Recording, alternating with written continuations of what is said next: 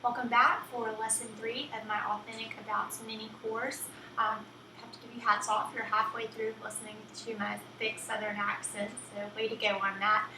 Today I want to talk to you about making a word bank, and this is something that is really important to figuring out the words that you want to use to talk. And so I have a couple of tips for you to do that with. First tip, just to get your head in the right space and to be in the right mindset, go to a few of your favorite writers, and I'm not talking just like your favorite news sources online, but like who do you look up to as a writer? What books have you read that you really love?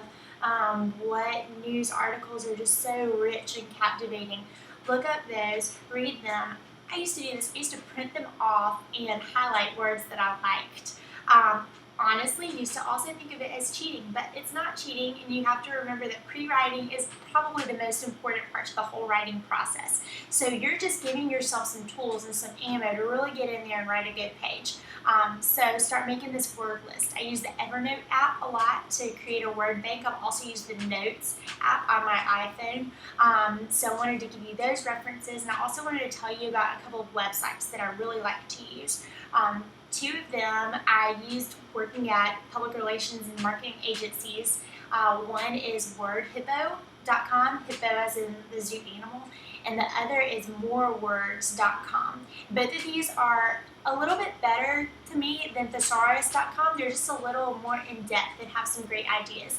For example, I was working on a blog ghostwriting opportunity with a floral designer recently, and I was getting so stuck. Like, I have said floral and I've said botanical, but what else can I throw in there to spice it up?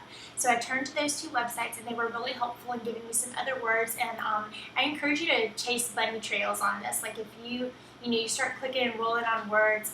Lately, I have loved the word chaotic in reference to dreamy and ethereal.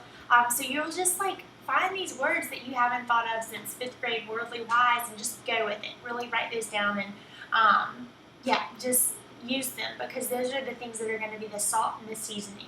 So that is your next homework for today. I want you to start this word bank. Keep it on your phone, keep it on a notepad, whatever it takes, but start getting ready to some coffee.